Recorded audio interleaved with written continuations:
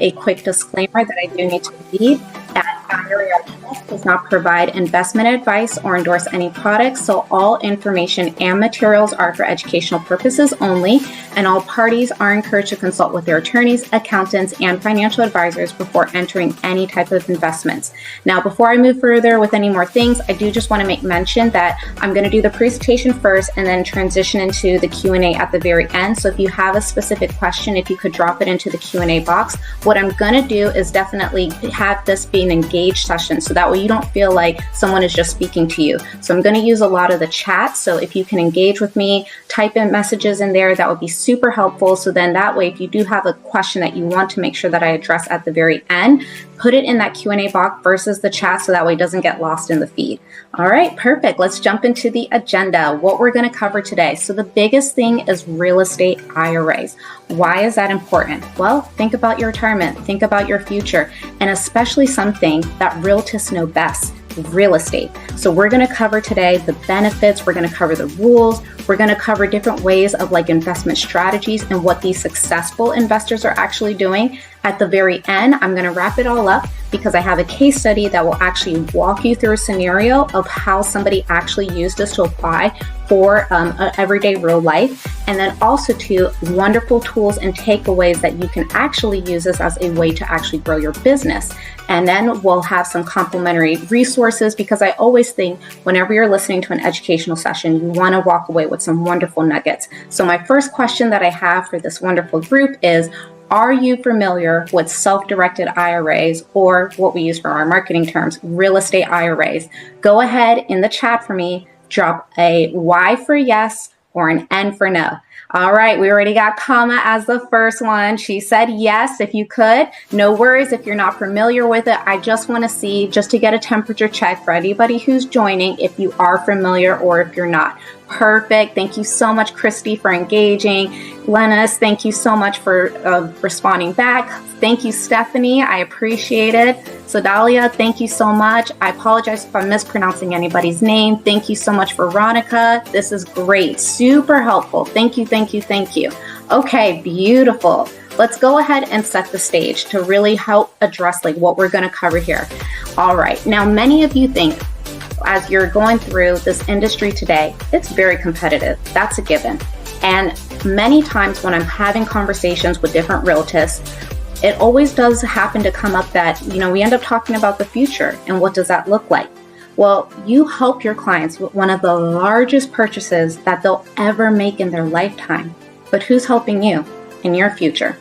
And one of the biggest things is that the time that you invest now within your business is the security that it provides for the future, which is where you really have to add to that value proposition to stay in front of those clients.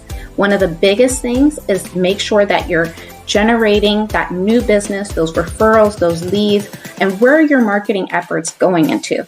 Are you actually getting an ROI and seeing some traction on those things? And hopefully today, another question that might pop up is, are a lot of these industry changes keeping you up at night?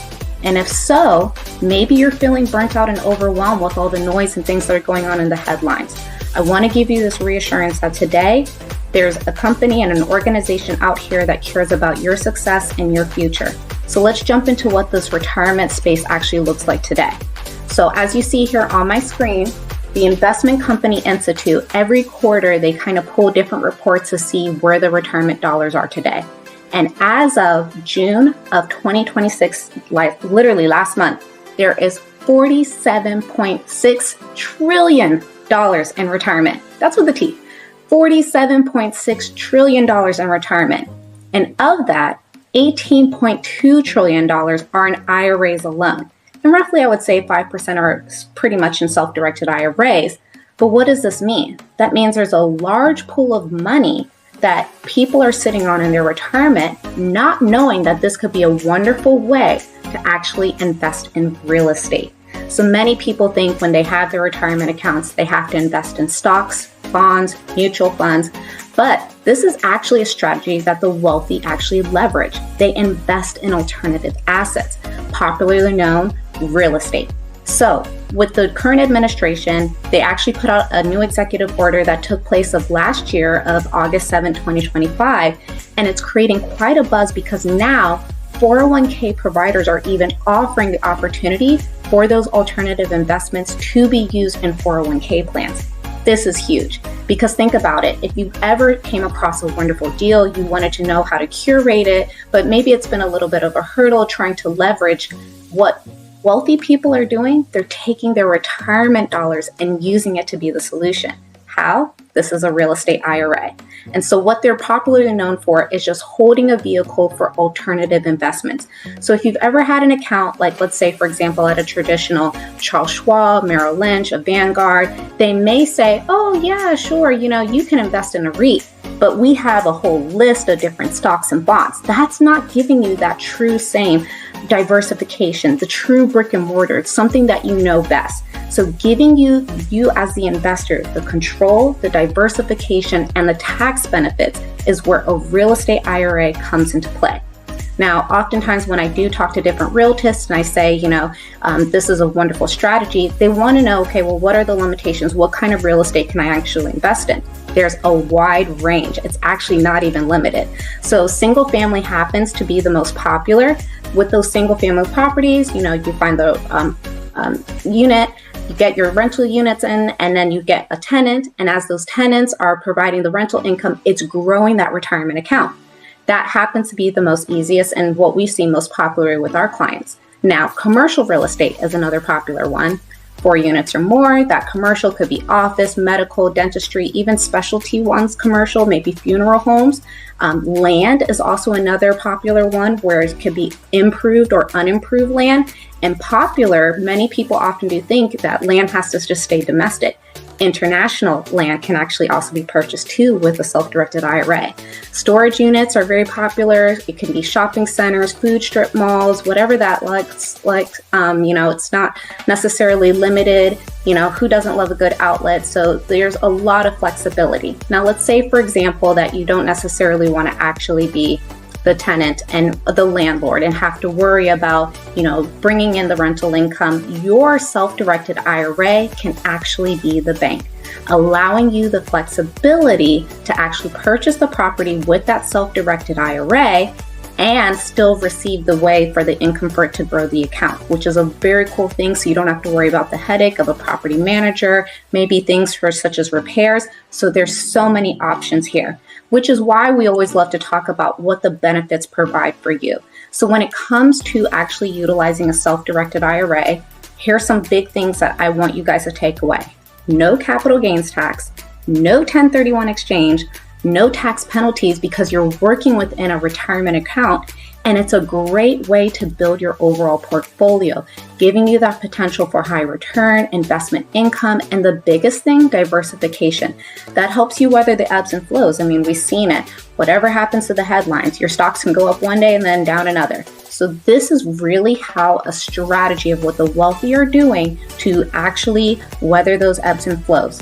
So if you're ever thinking about, well, what can I do to actually get some more guidance about how do I actually apply this? I do need to just make this note.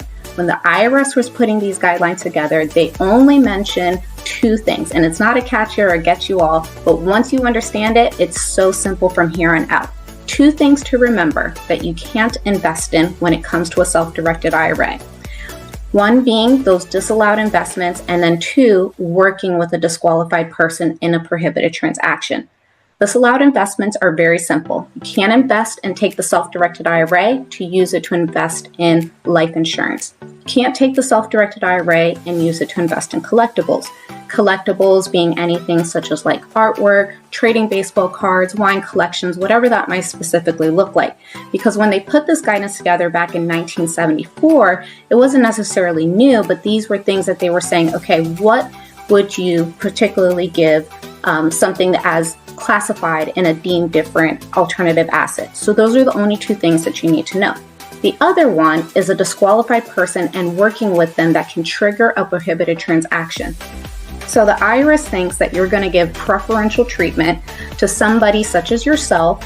Maybe it could be a lineal ascendant or lineal descendant, because the retirement account is meant to benefit you in retirement, not now. So to avoid that, the IRS said that you can't work with a disqualified person and engage in a prohibited transaction, so that way it keeps the retirement vehicle for a benefit in retirement, not today. Let's talk a little bit more about what that looks like. So let's say, for example, you as the particular owner, you would not be able to benefit from the account today. You can benefit later from it in retirement if you wanted to work with your spouse. We'll show you a little bit later on in this presentation as a strategy. I always kind of like to talk about this really cool way, but that can be an alternative of how you can work with your spouse later. But IRS says if you work with your spouse today, that it can trigger a prohibited transaction. Parents, grandparents, those are going to be your lineal ascendants. Lineal descendants will be children, grandchildren. But if you notice here on this list, it actually didn't have siblings or cousins. So the IRS says you're not going to give preferential treatment to them. So if you wanted to engage in a transaction working with a sibling, let's say, for example, they have a property management company and you wanted to get a few rental incomes and have your sibling actually be the property manager, you can actually do that with a self-directed IRA. So we'll talk a little bit more later on in this presentation about some workarounds of how, if you had ideas in the back of your head to maybe particularly work with your spouse or so, I'll show you a strategy on how you can do that. But let's go through a few examples. So we'll talk about self-dealing, disqualified parties, and those personal benefits. So then that way you're aware of what those guidelines look like. In this first particular scenario, there's a lady, she's an investor. She actually ended up getting a self-directed IRA apartment. Within that apartment, it's actually close to a nearby college and university. Her daughter recently graduated from a high school, and then the daughter decided that she's going to apply for the college nearby where the mom's apartment is. Now, the daughter says, rather than living on campus housing, I think it'd probably be so much easier if I'd just be in the apartment. The mother, unfortunately, turns down the daughter's request because she knows that because her daughter is a lineal descendant, she will not be able to actually live in the property. That's what that looks like, meaning her benefiting off of it. So you cannot have a disqualified person benefit off of the property. The IRA does have to act independently. That's one thing to note. Let's say, for example, you have an investor or you yourself, very great with your hands. Maybe fix and flips are your specialty. One thing to note is that there is no sweat equity and that you have to keep the investment in arm's length. That is so important. Even if it's something as simple as changing the light bulb or, cutting the grass on a particular investment property. Unfortunately, because remember, you yourself, you can't benefit from it today, that you will unfortunately trigger a prohibited transaction. So that would not be allowed. Let's say, for example, this last third scenario. There's an investor, they have a piece of investment property land, and they want to take the money from their self-directed IRA and actually put together an apartment complex that they'll rent out to everybody. So they said, I'm not going to live in it. I just want to take a previous investment property that I had and start building upon it with the self-directed IRA. Unfortunately, that would be considered a prohibited transaction because it's self-dealing, meaning that you already own a previous investment. It needs to be a brand new deal in order for that to do that. So let's go ahead, and as you were guys listening, let's test your knowledge. There's an easy quiz, and I would love for you guys to engage in the chat, and I'll make sure to put it over in there. But if you could for me, add either a T for true or F for false. Can your self-directed IRA invest in a mobile home and then you use/live in it for a few days out of the year? Go ahead and put that in the chat for me. I'm going to see if I missed anybody. Question, could I have rolled over my, here. Yes, Lenise, thank you so much for your question. Rollovers are very popular with self-directed IRAs, and that is something that we definitely can talk about later on in this presentation. So great question. I love it. All right. I see everybody typing in. Hello, Don. Thank you. Sodalia. Thank you. Kama. You guys are correct. That's right. False. You cannot live in it or use it. However, if you wanted to have a mobile home, rent it out, guess what? You can use your self-directed IRA to do that. That is super cool. So thank you everybody for participating in this little quick quiz. Now let's go ahead and talk about the investing strategy. So what these investors are doing and how they're getting, which is a perfect time to the question that was just recently asked, how they're getting those retirement dollars and using it as a way to invest in real estate. The most popular one that we often do see is just a direct purchase, meaning whatever the capital balance is in the self-directed IRA account, will be used to actually purchase the investment as a whole. So let's say, for example, there's a 200K property. You have 300K in your savings. You do a transfer or a rollover, whatever that may look like, into that self-directed IRA account, and it's a direct purchase, easiest and fastest execution. But let's say, for example, obviously there's certain different localities, or maybe you wanted to get a larger, bigger investment deal. That might not necessarily be the purchase price of what you're looking for. So partnering is very popular as well, where you can partner with other IRAs, other individuals, even LLCs, or a non-disqualified person at any point in the transaction. So this can be a brother, a cousin, even yourself with those personal funds. Now, those disqualified persons, let's say, for example, that we talked about in that list, which was your spouse, maybe it was a grandparent or a parent. Those people, you can partner with them at the very beginning structure of a brand new deal. You can't add them after the deal has been established. But the biggest thing to note is that partnership, it does give you that flexibility, but what matters from day one is the structure. So ownership equals contribution. Let's say in one particular scenario, I have a self-directed IRA and I wanted to actually purchase an investment property. I wanted my spouse to come in with the deal because they have their own self-directed IRA. We decide to do the investment deal 50-50. So everything in terms of income and expenses, 50% will come from my self-directed IRA, and then 50% will come from my spouse. Now, let's say, for example, you necessarily don't want to work with a partner, or maybe having to deal with the headache of maybe a partnership and getting that established. That's totally fair. Well, the nice thing about it is that your self-directed IRA can actually get a mortgage, which is really cool. And the non-recourse loan is the way that the IRA gets that mortgage because it's the borrower, so not you as the individual. Now, where this becomes exciting is because the bank is looking at the property, the actual real estate investment, and you not personally guaranteeing it, the collateral is the property only. So if if something happens where the property happens to default, the bank can only come after the property as itself, not you.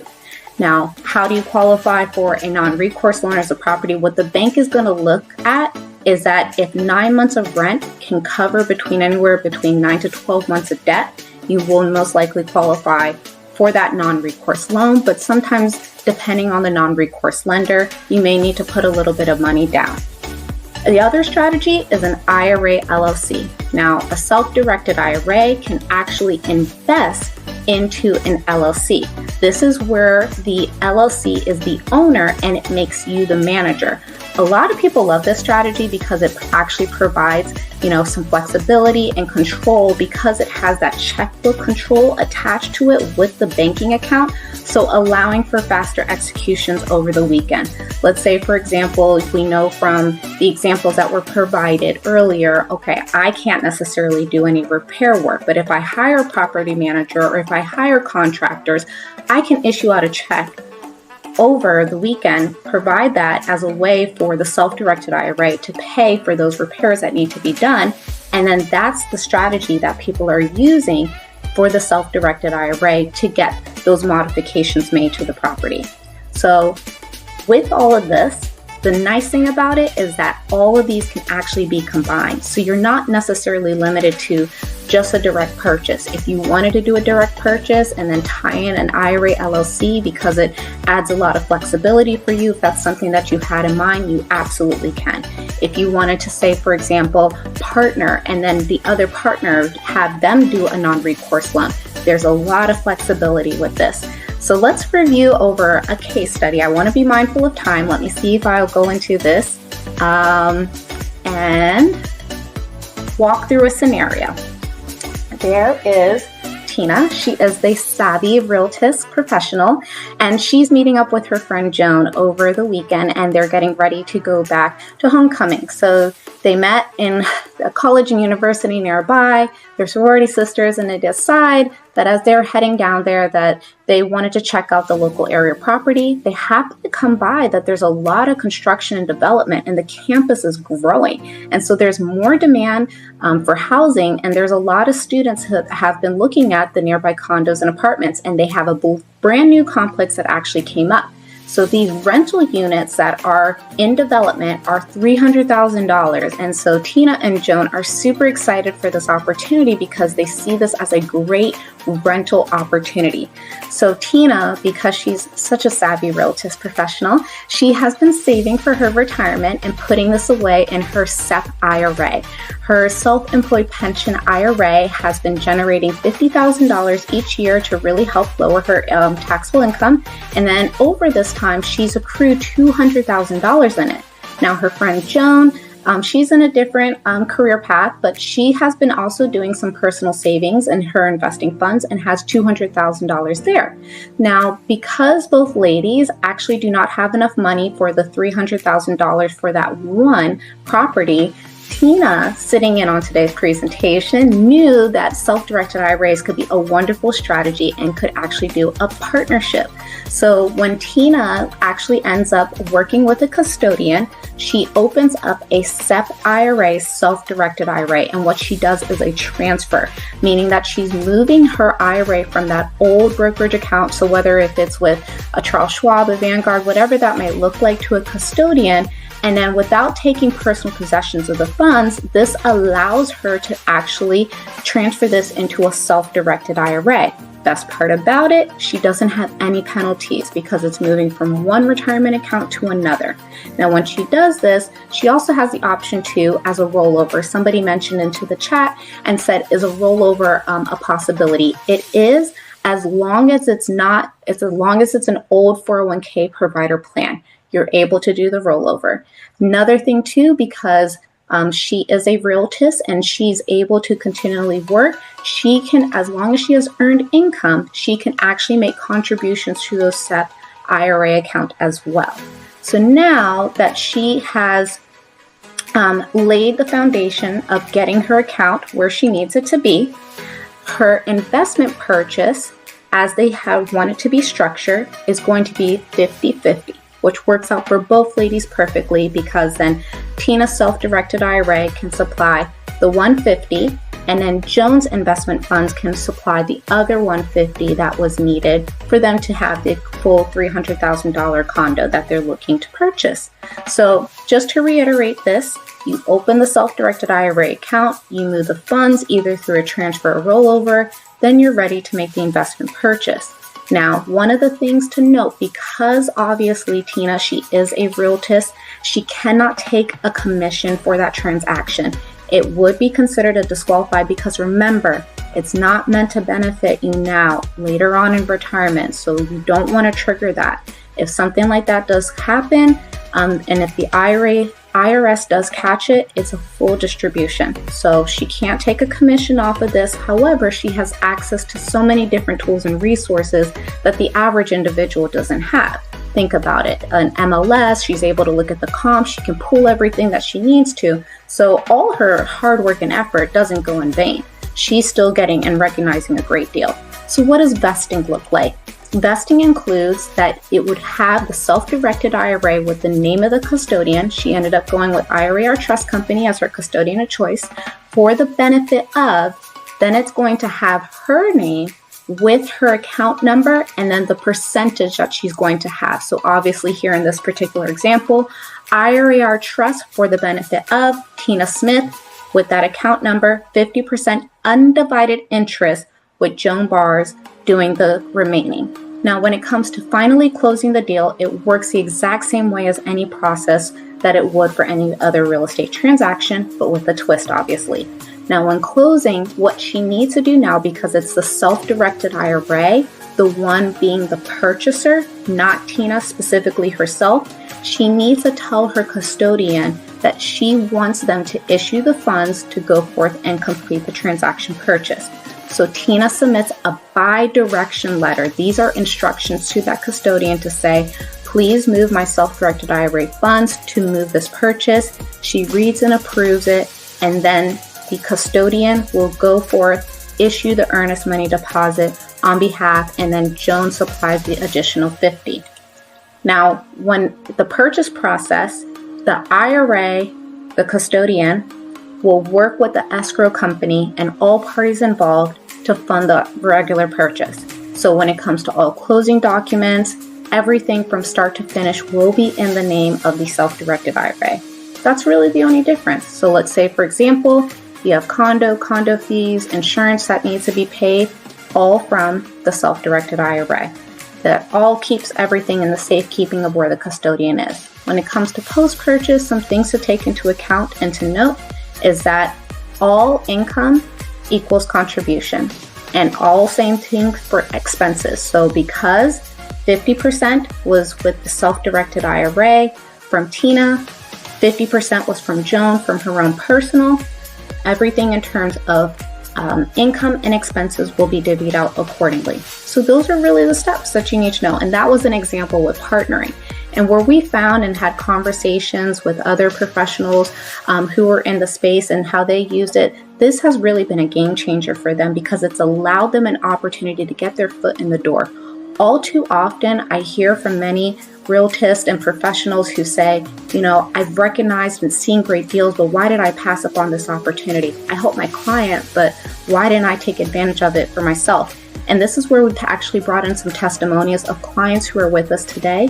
Sandy Collier, she's actually a professional that I actually ended up talking to over the phone, and she said without this strategy, she would have never even considered investing in real estate. And this is like one of the tools that she uses, especially in her busy competitive market. She's down in Texas, and she even encourages her agents, because she's a managing broker, to use this as well. So you guys recognize good deals. Not only is this a great strategy for yourself, but also too, you could pass this along to clients. Maybe you're having some conversations with them and they never knew how they were going to get that actual funding come in. Jerry Bouchard, he's a professional as well, and he's not only leveraged it for his retirement account, but also used it as a way to build up his book of business. Now he's become the local expert in his area to actually have this. Now, when it comes, I'm so sorry, Sam. So if you have to leave, don't worry, you'll get a copy of the recording. But thank you guys. I'm doing my best to check the chat, but I just want to let you guys know this, that the future has you in mind. And this is the biggest thing, that you as a realtist, this is the most important thing, that you can invest in what you know best, which is real estate. Why not? And two, if you're a managing broker, why not pass this information on to your agent? So then that way that they can take advantage of this. An opportunity, because when your agent is successful, the brokerage as a whole is successful, allowing you to close more deals. Now, this is a win for you because this is not information that everybody knows. However, has it been out there? Have the wealthy been using it? Has it been a strategy that a lot of investors are taking advantage of? Absolutely, which is why I was so excited when Kama invited me the opportunity to come out here. I want you guys to win and succeed in this, because the more information you know, the more successful you're going to be overall as a whole. Not only does that build that generational wealth, secures your future, but this is a strategy that can be implemented throughout. Now, when you're tapping into this, also leverage it as a tool to grow your business. Maybe there's some candidates that you might know. Look on the social media Facebook page who has just recently left their old employer. Maybe they've got a new job or promotion. That old 401k that is sitting there can actually be the perfect opportunity for them to actually use this to convert into a self-directed IRA and invest in real estate. Maybe you know somebody who has a high passion in investing overseas and they love to travel abroad. Now, they may not necessarily be able to live and actually be inside of the property. However, that gets their foot in the door to at least start investing in a place that they know and love. Now, you can provide some wonderful resources, and this is an opportunity whether you want to host a community class, maybe also too, you know some people in your particular area who would love to get this information. I'm going to provide you with some of those resources today. So my question number 2 for you all, go ahead and type a Y for yes or an N for no. Curious, do you handle most of your marketing efforts right now? I would love to know. Oh, Don, thank you for engaging. I'm doing a 1031 exchange, selling 2 investment properties, can the seller put the funds in a self-directed IRA while she decides what to do with her funds? That is a great question. Okay, so the seller wants to do, let me address that at the very end. Yes, I am doing a 1031 exchange, selling 2 investment properties.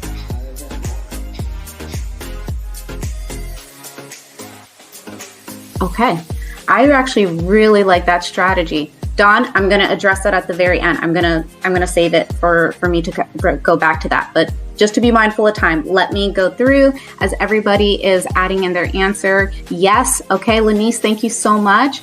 CAREB, thank you so much. You said yes, that you handle all your marketing efforts. Anybody else? Let me know if you do, or if you have somebody else that helps. And the reason why I wanted to address this is because I want to provide you guys with a guide. This is a marketing resource specifically that it helps you identify clients in today's market that will help you have these conversations with these investor clients who use this as a way to say, hey, consider self-directed IRA as a strategy. These alternative investments, private placements, these create new opportunities to help educate and also to differentiate your services, especially in a competitive market. Now, what's inside of the guide? Well, we've included blogs, we've included resources, videos, checklists, ebooks inside of it. And on top of it, one of the biggest things that I know from experience is that time is money. You guys are busy. I 100% get it. So we want to make it easy for you.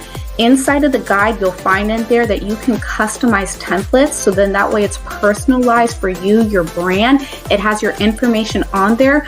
All you have to do at the very bottom is add your details, bring it to an open house, somebody who's coming by, drop those flyers off at the local gym, whatever that might look like, and those resources will help. And guess what? There was no heavy lifting for you on your end. All you had to do was just go ahead, get access to this resource, and then provide it as a wonderful way to let somebody know that you know this strategy that can help them with the investing. Now, here's some examples of some high quick level things for marketing tactics that you could use. These targeted emails could be a wonderful strategy that I've embedded into the guide when we were coming up together with it for our team. But really, it's about the messaging and the follow through. How do you stay engaged with maybe past clients, or how do you build new ones with referrals? Here's a wonderful opportunity. If you're already involved with a volunteer group, maybe it could be a chamber of commerce, whatever that might look like, bring this up and mention it in conversation. This could be also an educational class with your brokerage, maybe even to something nearby. And those client conversations are the most crucial. I will tell you this, I have a dear friend who recently just closed on a house, and really what separated him working with any particular real estate professional that he did was that they came prepared with a checklist.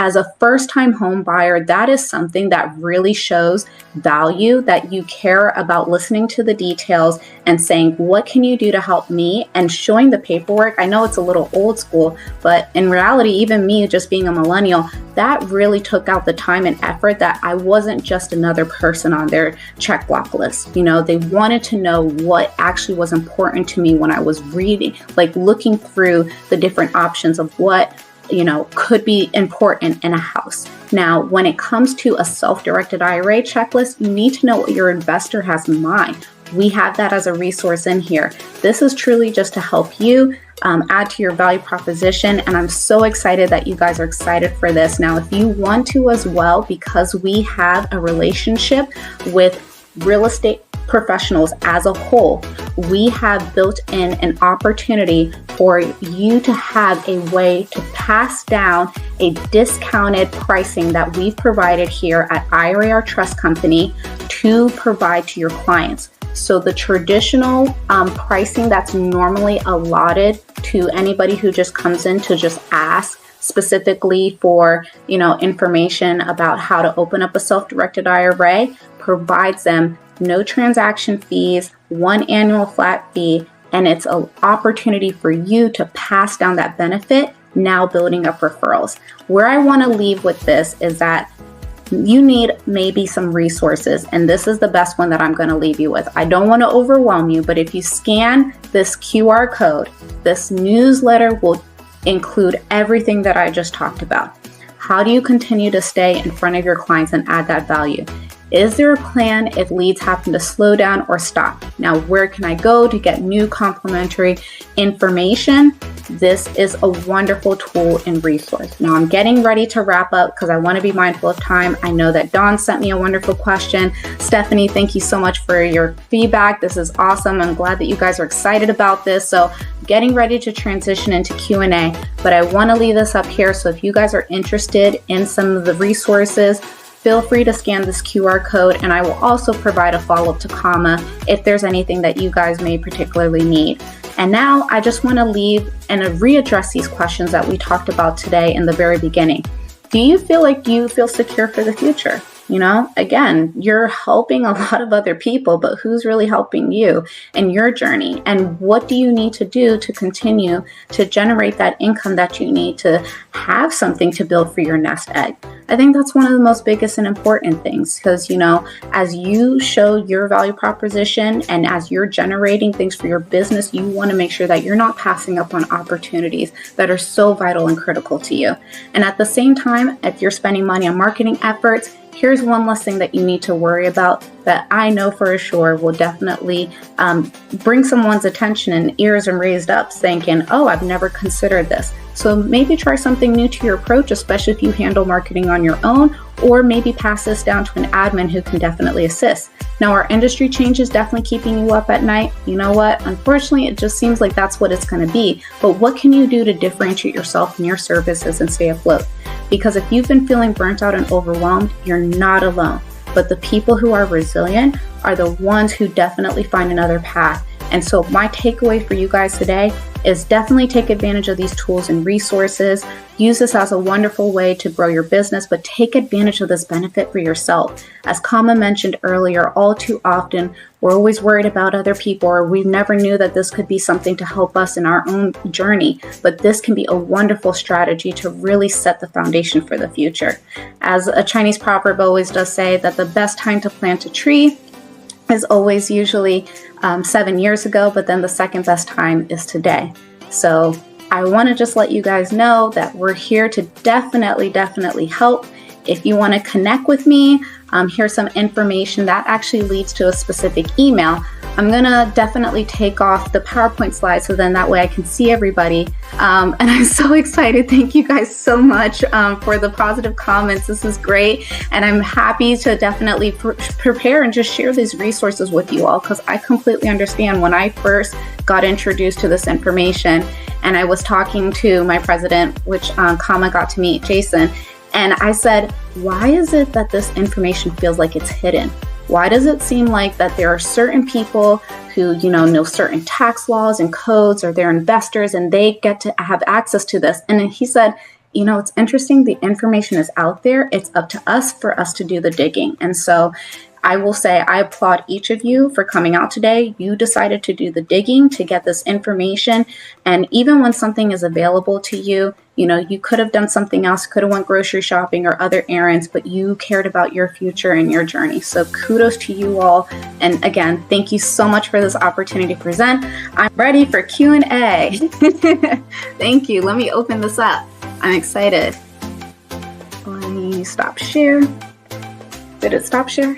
I think it did. Yes. It yes. Okay, good. Okay, excellent. Excellent. Okay, so I know, there was a question that came in from Dawn, and I think I did answer the one from Lanice about the 401k, that yes, you can do a rollover, but just remember that it needs to be an old 401k. So it can't be an active one that you have with a current employer, but call to ask, it depends based on, every brokerage and how those plans are done. I would ask, but most often not, we do often see it needs to be an old 401k from a previous employer.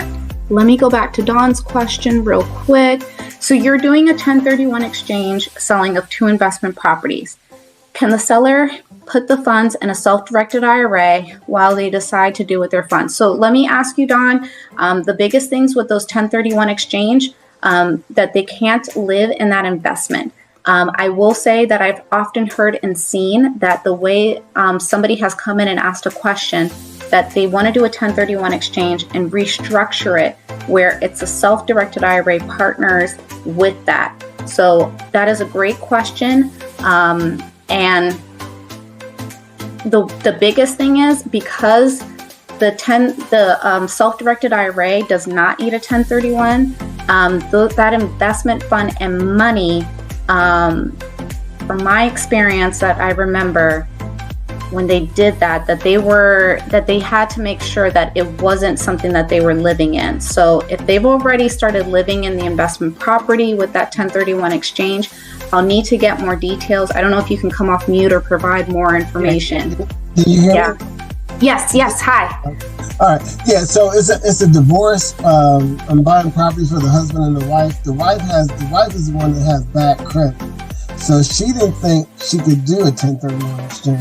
Mm-hmm. And I said, well, maybe we can do a duplex, where you buy an investment property, you live in one half, and then you rent out the other half. They told me doing that, she will lose half of her ability. She will have to pay taxes, but half of it will go towards the investment property. Okay. But if she's not, with her credit and everything, if her credit is a hindrance, how can she protect that money without getting hit with a whole bunch of taxes? Yeah.